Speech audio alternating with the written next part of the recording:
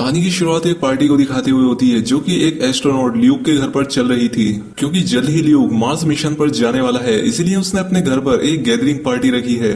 उसके साथ इस मार्स मिशन में उसका एक साथी जिम भी जाने वाला था, लेकिन उसकी वाइफ की तबीयत खराब होने की वजह से जिम इस मिशन से पीछे हट जाता है। लेकिन अब क्योंकि जिम की वाइफ की डेथ हो चुकी है, इसलिए ल्यूक उससे कहता है कि देखो दोस्त, तुम्हें अपनी लाइफ में अब आगे बढ़ना होगा। अब इसके बाद हमें 15 महीने बाद का समय दिखाया जाता है, जहाँ पर ल्यूक अब अपनी टीम के साथ मार्स प्लेनेट पर पहुंच चुका है, जहाँ पर ये लोग रिसर्च कर रहे हैं। और इसी रिसर्च में ये लोग पाते हैं कि मंगल ग्रह के एक पहाड़ी एरिया में उन्हें कुछ सफेद चीजें दिखाई दे रही हैं। और क्योंकि मार्स प्लेनेट सूर्य से काफी दूरी पर है, तो ऐसा हो सकता है कि शायद ये जमा हुआ पानी हो।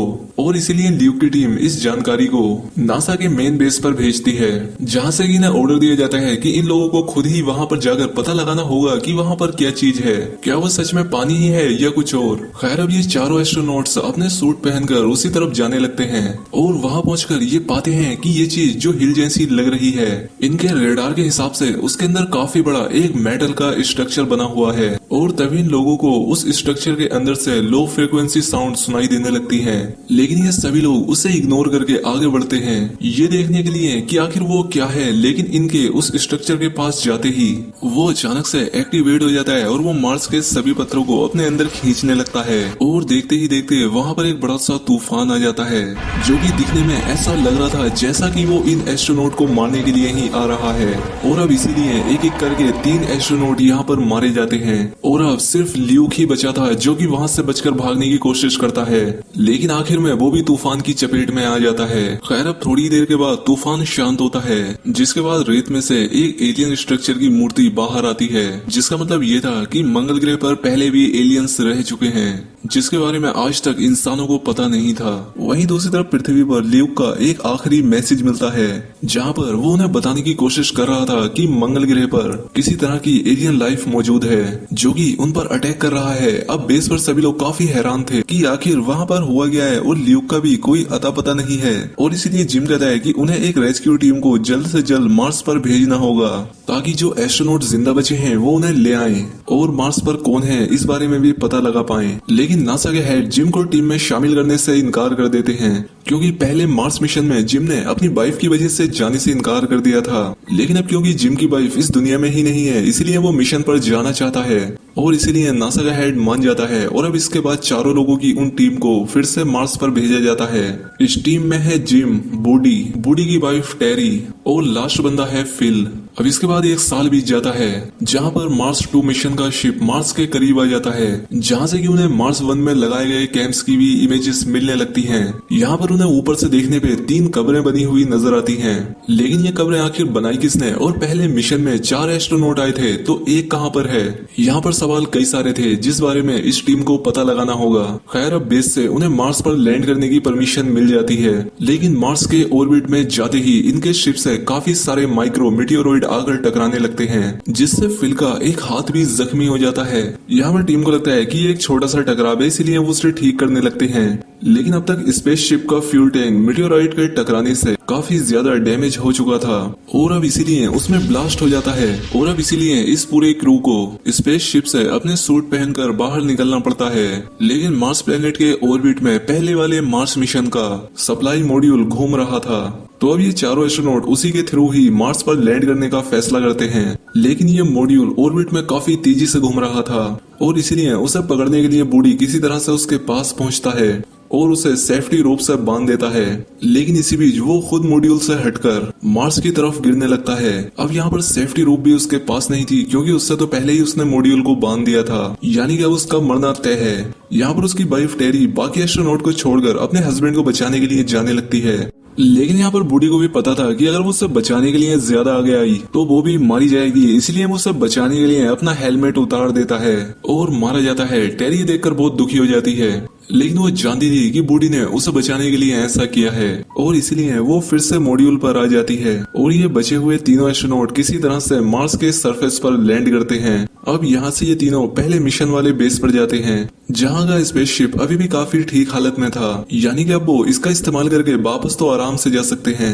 इसके बाद जिम अंदर जाता है और पाता है कि शिप का ग्रीन हाउस एरिया अभी भी काफी अच्छे से काम कर रहा है, जिसमें कि उगे हुए पौधे काफी बड़े हो चुके हैं। यहाँ पर जिम अपना हेलमेट उतार देता है, लेकिन तभी कोई उस पर अटैक कर देता है और ये कोई और नहीं बल्कि ल्यूक ही था, जो कि पिछले 1 साल से यहाँ पर अकेला रह रहा था।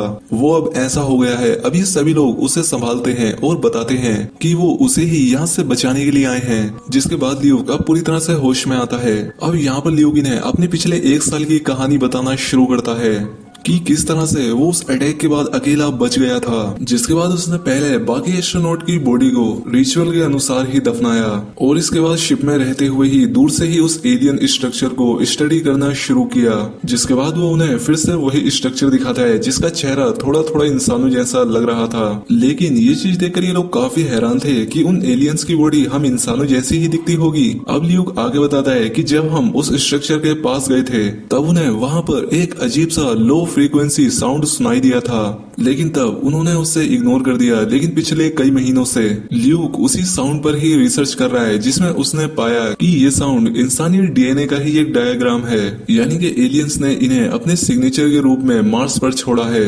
ये बात सुनकर जिम समझ जाता है कि ये कोई एलियन सिग्नेचर नहीं है, बल्कि उस अजीब से एलियन स्ट्रक्चर तक जाने का एक साइन है और उस साउंड का सही जवाब देने पर ही ये लोग उस स्ट्रक्चर के अंदर जा सकते हैं। अब ये सभी लोग समझ जाते हैं कि पहली बार उन्होंने इस साउंड को इग्नोर किया और आगे बढ़ने लगे तो इन्हें खतरा समझकर उस स्ट्रक्चर के सिक्योरिटी सिस्टम ने इन पर अटैक कर दिया। तो अगर उन्हें उसके अंदर जाना है तो इन्हें अपने डीएनए का सबूत देना होगा। अब वो क्योंकि अपनी इस थ्योरी पर कोई रिस्क नहीं लेना चाहते थे, तो इसीलिए वो अपने एक डीएनए सैंपल के साथ एक रोवर को वहां पर भेजते हैं, जो कि सिग्नल के थ्रू इन लोगों के डीएनए की जानकारी उस स्ट्रक्चर को देता है। और ऐसा करते ही उसमें से एक दरवाजा खुलने लगता है। अब ये देखकर ये सभी लोग काफी खुश होते हैं कि अब इन्हें पता लग जाएगा कि ये कौन सी एडवांस्ड लाइफ फॉर्म है जिसने की इस स्ट्रक्चर को बनाया है। अब इसके बाद फिल को शिप पर छोड़कर बाकी के तीनों एस्ट्रोनॉट उस जगह पर जाने लगते हैं। जिम फिल को ऑर्डर देता है कि उसे शिप को स्टार्ट रखना है, ताकि अगर उन्हें अंदर कोई खतरा हो या वो वापस ना लौट सके तो वो अकेला ही यहाँ से वापस पृथ्वी पर चला जाए। अब ये तीनों डरते हुए अंदर जाते हैं, जहाँ पर की एक बड़ा सफेद होल था और उनके अंदर जाते ही बाहर मौजूद फिल से उनका संपर्क टूट जाता है और ये अंदर जाकर पाते हैं कि अंदर का एटमॉस्फेयर इनकी बॉडी के हिसाब से बदल रहा था, यानी कि अभी अपने हेलमेट भी हटा सकते हैं। अब इसके बाद फिर से एक दरवाजा खुलता है, जिसके अंदर जाने के बाद ये तीनों अपने आप को एक बड़े से प्रोजेक्शन रूम में पाते हैं, जिसकी टेक्नोलॉजी काफी एडवांस्ड लग रही थी। अब यहाँ पर उन्हें उसी एलियन लाइफ का एक होलोग्राम दिखाई देता है। वो इन्हें यहाँ पर वो सब जानकारी देने लगता है जिससे कि मानव इतिहास की शुरुआत हुई थी। वो बताता है कि करोड़ों साल पहले हमारे सोलर सिस्टम में सिर्फ मार्स ही एक ऐसा प्लेनेट था जिस पर की जीवन शुरू हुआ, लेकिन बाद में एक बड़ा सा मीटियोराइड आकर मार्स से टकराया, जिसके बाद मार्स के लोगों को अपनी सिविलाइजेशन बनाए रखने के लिए दूसरे प्लेनेट या दूसरी गैलेक्सीज में जाना पड़ा और इन्हीं के ग्रुप्स में से एक शिप को पृथ्वी पर भी भेजा गया, जहाँ पर की उन्होंने अपने डीएनए के सैंपल्स छोड़े और उस वक्त तक पृथ्वी पर कोई भी जीवन नहीं था, यानी कि पृथ्वी पर जीवन की शुरुआत मार्स के ही लोगों ने की थी और समय के साथ साथ पृथ्वी पर उनका डीएनए भी इवोल्व होता गया और बाद में वहां पर इंसान भी पैदा हुए।